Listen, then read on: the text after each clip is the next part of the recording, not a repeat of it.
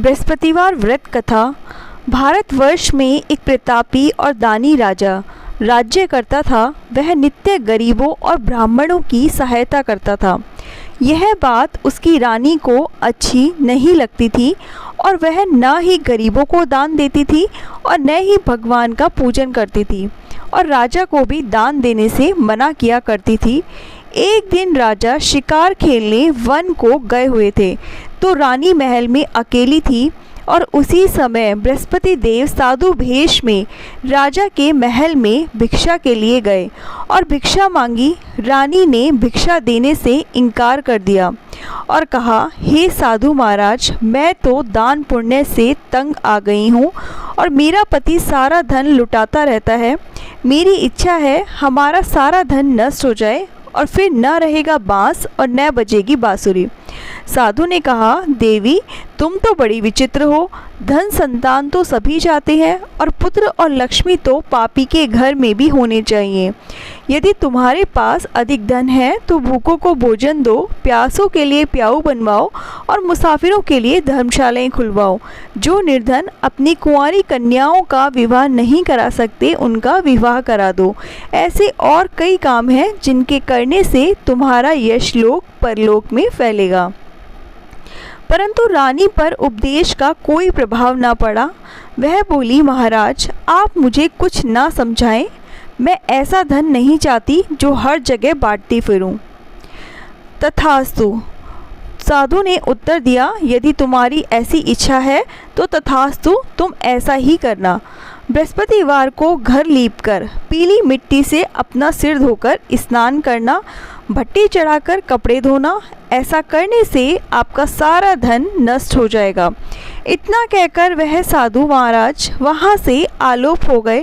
साधु के अनुसार कई बातों को पूरा करते हुए रानी को केवल 3 बृहस्पतिवार ही बीते थे कि उसकी समस्त धन संपत्ति नष्ट हो गई।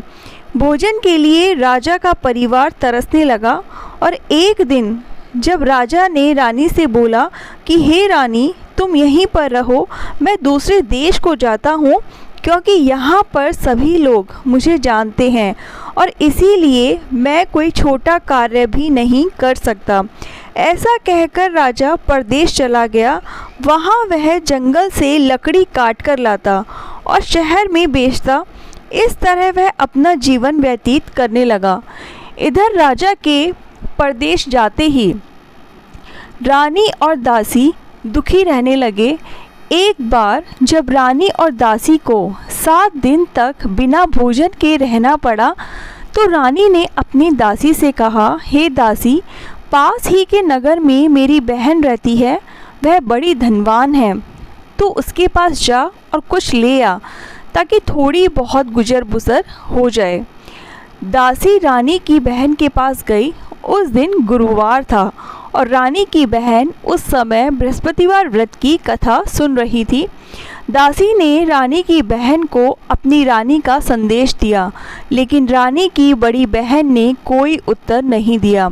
जब दासी को रानी की बहन से कोई उत्तर नहीं मिला तो वह बहुत दुखी हुई और उसे क्रोध भी आया। दासी ने वापस आकर रानी को सारी बात बता दी और सुनकर रानी ने अपने भाग्य को कोसा। उधर रानी की बहन ने सोचा कि मेरी बहन की दासी आई थी परंतु मैं उससे नहीं बोली, इससे वह दुखी हुई होगी। कथा सुनकर और पूजन समाप्त करके वह अपनी बहन के घर आई और कहने लगी, हे बहन, मैं बृहस्पतिवार का व्रत कर रही थी। तुम्हारी दासी मेरे घर आई थी परंतु जब तक कथा होती है तब तक न तो उठते हैं और न ही बोलते हैं, इसलिए मैं नहीं बोली। कहो दासी, क्यों गई थी?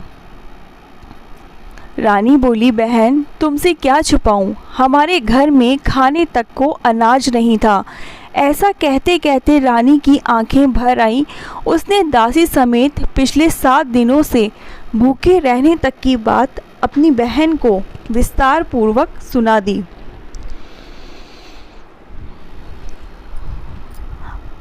रानी की बहन बोली, देखो बहन, भगवान बृहस्पति देव सबकी मनोकामनाओं को पूर्ण करते हैं।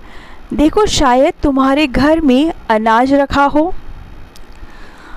पहले तो रानी को विश्वास ही नहीं हुआ, पर बहन के आग्रह करने पर उसने अपनी दासी को अंदर भेजा तो उसे सचमुच अनाज से भरा एक घड़ा मिल गया। यह देखकर दासी को बड़ी हैरानी हुई और दासी रानी से कहने लगी, हे रानी, जब हमको भोजन नहीं मिलता तो हम व्रत ही तो करते हैं, इसीलिए क्यों ना इनसे व्रत और कथा की विधि पूछ ली जाए ताकि हम भी व्रत कर सकें। तब रानी ने अपनी बहन से बृहस्पतिवार के व्रत के बारे में पूछा। उसकी बहन ने बताया, बृहस्पतिवार के व्रत में चने की दाल और मुनक्का से विष्णु भगवान का केले की जड़ में पूजन करें और दीपक जलाएं। व्रत तथा कथा सुनने और पीला भोजन ही करें, इससे बृहस्पति देव प्रसन्न होते हैं। व्रत और पूजन विधि बताकर रानी की बहन अपने घर को लौट आई। 7 दिन के बाद जब गुरुवार आया तो रानी और दासी ने व्रत रखा। गुड़साल में जाकर चना और गुड़ लेकर आई, फिर उससे केले की जड़ और विष्णु भगवान का पूजन किया।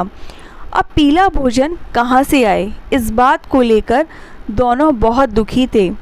क्योंकि उन्होंने व्रत रखा था, इसीलिए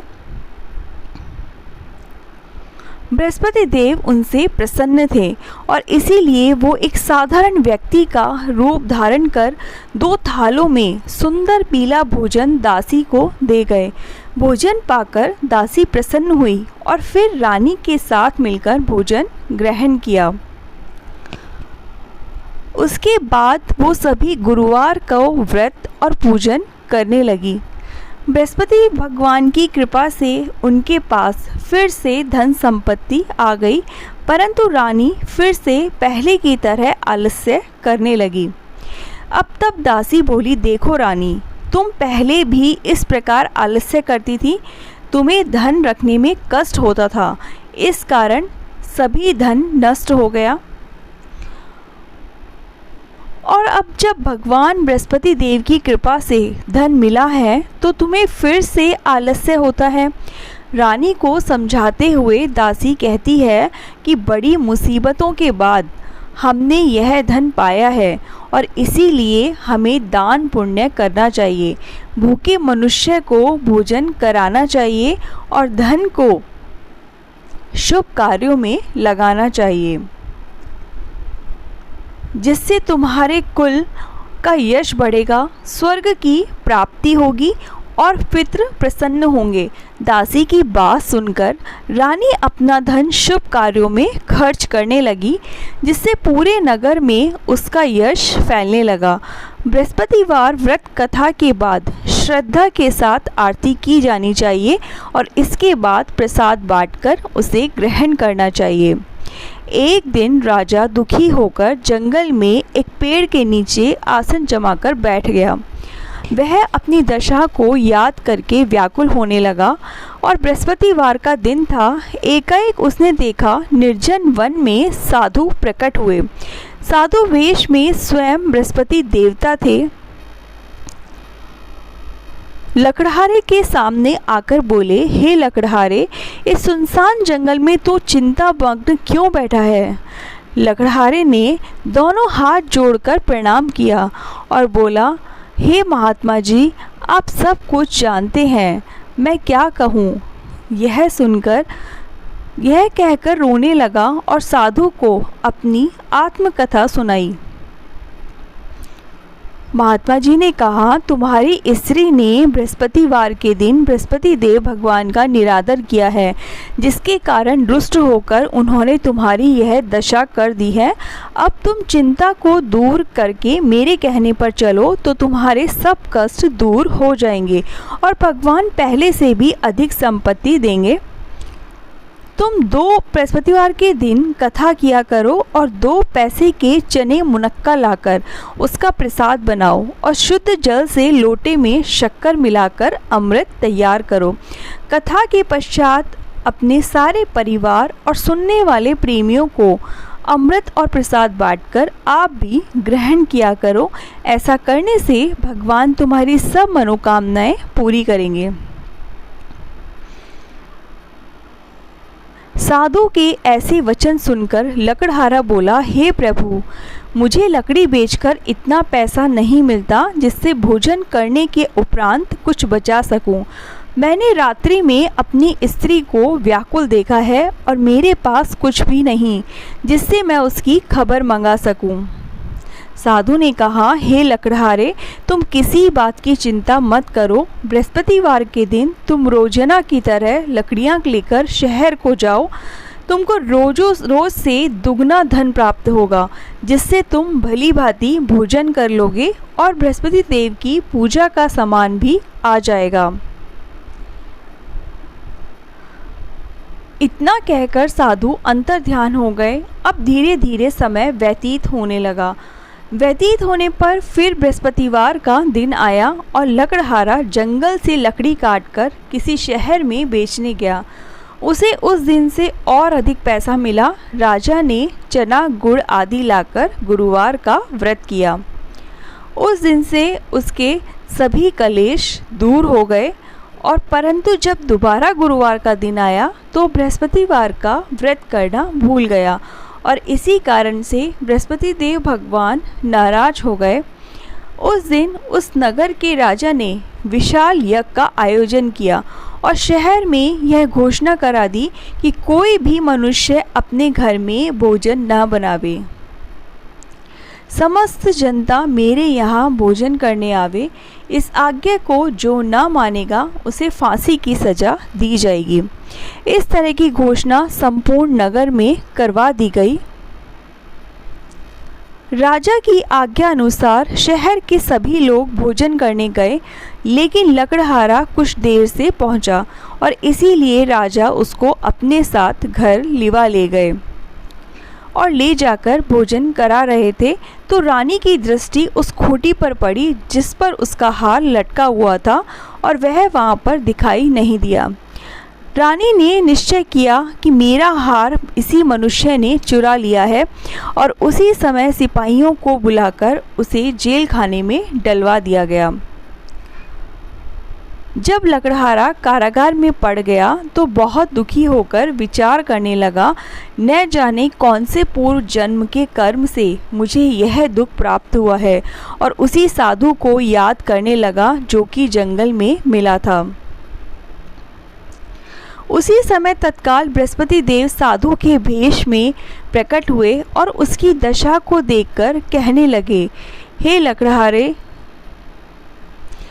अरे मूर्ख, तूने बृहस्पति देव की कथा नहीं कही, इस कारण तुझे यह दुख प्राप्त हुआ है। अब चिंता मत कर। बृहस्पति देव के दिन कारागार के दरवाजे पर 4 पैसे पड़े मिलेंगे, उनसे तू बृहस्पति देव की पूजा करना, तेरे सभी कष्ट दूर हो जाएंगे।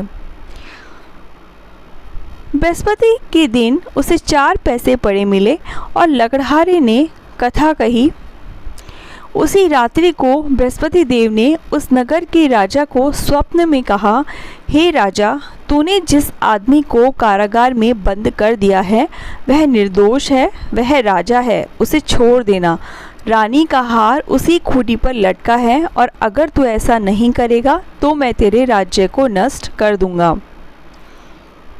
इस तरह रात्रि के स्वप्न को देखकर राजा प्रातःकाल उठा और खूंटी पर हार देखकर लकड़हारे को बुलाकर क्षमा मांगी और लकड़हारे को योग्य सुंदर वस्त्र आभूषण देकर विदा कर दिया। बृहस्पति देव की आज्ञा अनुसार लकड़हारा अपने नगर को चल दिया। राजा जब अपने नगर के निकट पहुंचा तो उसे बड़ा ही आश्चर्य हुआ। नगर में पहले से अधिक तालाब, बाग, कुएं, धर्मशालाएं आदि बन गए। राजा ने पूछा, यह किसके बाग और धर्मशाला है? तब नगर के सब लोग कहने लगे, यह सब रानी और बांदी के हैं। तो राजा को आश्चर्य हुआ और गुस्सा भी आया। तब रानी ने यह खबर सुनी कि राजा आ रहे हैं तो उन्होंने बांदी से कहा कि हे दासी, देख राजा हमको कितनी बुरी हालत में छोड़ गए थे और हमारी ऐसी हालत देखकर वह लौट न जाएं, इसीलिए तू दरवाजे पर खड़ी हो जा। आज्ञानुसार दासी दरवाजे पर खड़ी हो गई और राजा आए तो उन्हें अपने साथ घर लिवा ले गई। तब राजा ने क्रोध करके अपनी रानी से पूछा, तुम्हें यह धन कैसे प्राप्त हुआ? तब उन्होंने कहा, हमें यह सब धन बृहस्पति देव के इस व्रत के प्रभाव से प्राप्त हुआ है। राजा ने निश्चय किया कि 7 रोज बाद तो सभी बृहस्पति देव का पूजन करते हैं, लेकिन मैं प्रतिदिन दिन में 3 बार कहानी कहा करूँगा और रोज व्रत किया करूँगा। अब हर समय राजा के दुपट्टे में चने की दाल बंधी रहती थी और दिन में 3 बार कहानी कहता। एक रोज राजा ने विचार किया कि चलो अपनी बहन के यहाँ हो आवें। इस तरह निश्चय कर राजा घोड़े पर सवार अपनी बहन के यहाँ को चलने लगा। मार्ग में उसने देखा कि कुछ आदमी एक मुर्दे को लिए जा रहे हैं। उसने रोककर राजा कहने लगा, अरे भाइयों, मेरे बृहस्पति देव की कथा सुन लो। वो बोले, लो, हमारा तो आदमी मर गया है, इसे अपनी कथा की पड़ी है। परंतु कुछ आदमी बोले, अच्छा कहो, हम तुम्हारी कथा भी सुनेंगे। राजा ने दाल निकाली और कथा आधी हुई थी तो मुर्दा हिलने लगा, और जब कथा समाप्त हुई तो राम राम करके मनुष्य उठकर खड़ा हो गया। अब तो राजा की प्रशंसा होने लगी। आगे मार्ग में उसे एक किसान खेत में हल चलाता मिला और राजा ने उसे देखा और उससे बोला, अरे भैया, तुम मेरी कथा सुन लो। किसान बोला, जब तक मैं तेरी कथा सुनूंगा, जब तक 4 हरैये जोत लूँगा, जा अपनी कथा किसी और को सुनाना। इस तरह राजा आगे चलने लगा और राजा के हटते ही बैल पछाड़ खाकर गिर गए और किसान के पेट में बड़ी जोरों का दर्द होने लगा। उस समय उसकी माँ रोटी लेकर आई और उसने जब यह सब देखा तो अपने पुत्र से सब हाल पूछा और बेटे ने सभी हाल कह दिया। तो बुढ़िया दौड़ी दौड़ी उस घुड़सवार के पास गई और उससे बोली, मैं तेरी कथा सुनूंगी, तू अपनी कथा मेरे खेत पर चलकर ही कहना। राजा ने बुढ़िया के खेत पर जाकर कथा कही, जिसके सुनते ही बैल खड़े हो गए। किसान के पेट का दर्द बंद हो गया।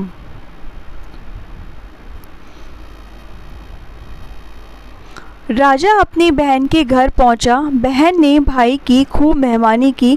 दूसरे रोज प्रातःकाल राजा जगा और वह देखने लगा कि सब लोग भोजन कर रहे हैं। राजा ने अपनी बहन से कहा, ऐसा कोई मनुष्य है जिसने भोजन नहीं किया हो? वो मेरी बृहस्पति देव की कथा सुन ले। बहन बोली, हे भैया, यह देश ऐसा ही है। पहले लोग भोजन करते हैं, बाद में अन्य काम करते हैं। अगर कोई पड़ोस में हो तो देख आऊं। वह ऐसा कहकर देखने चली गई, परंतु उसे ऐसा कोई व्यक्ति नहीं मिला जिसने भोजन नहीं किया हो।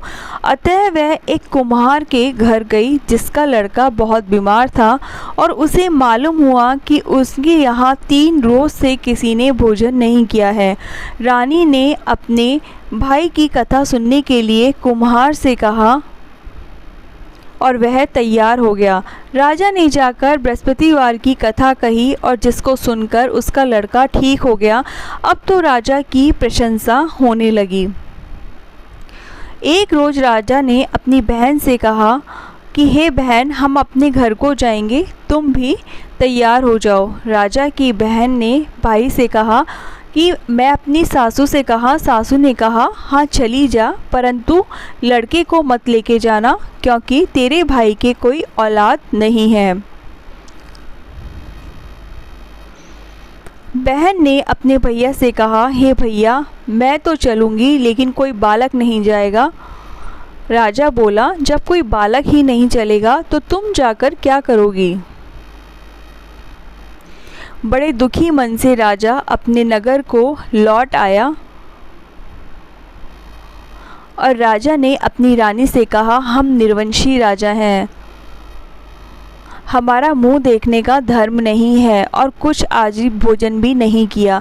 रानी बोली, हे प्रभु, बृहस्पति देव भगवान ने हमें सब कुछ दिया है और हमें औलाद भी अवश्य देंगे। उसी रात को बृहस्पति देव ने राजा से स्वप्न में कहा, हे राजा उठ, सभी सोच त्याग दे, तेरी रानी गर्भ से है। और राजा की यह बात सुनकर बड़ी खुशी हुई। 9वें महीने में उसके गर्भ से एक सुंदर पुत्र पैदा हुआ। तब राजा बोला, हे रानी, स्त्री बिना भोजन के रह सकती है पर बिना कहे नहीं रह सकती, और जब मेरी बहन आवे तो उससे कुछ मत कहना। रानी ने सुनकर हाँ कर दिया, और जब राजा की बहन ने यह शुभ समाचार सुना तो वह दौड़ी दौड़ी भाई के यहाँ आई और बहुत खुश हुई। बधाई लेकर भाई के यहाँ आई। तब रानी ने कहा, घोड़ा चढ़कर तो नहीं आई, गधा चढ़ी आई। राजा की बहन बोली, भाभी, मैं इस प्रकार न कहती तो तुम्हें औलाद कैसे मिलती। बृहस्पति देव ऐसे ही हैं, जैसे जिसकी मन में कामनाएं होती हैं सभी को पूर्ण करते हैं। जो बृहस्पतिवार का व्रत कथा पढ़ता है, सुनता है, सुनाता है, बृहस्पति देव भगवान उसकी समस्त मनोकामनाएं पूर्ण करते हैं। बोलो बृहस्पति देव भगवान की जय। दोस्तों, अगर आपको कथा अच्छी लगी हो तो प्लीज़ चैनल को लाइक, शेयर और सब्सक्राइब ज़रूर करना। धन्यवाद।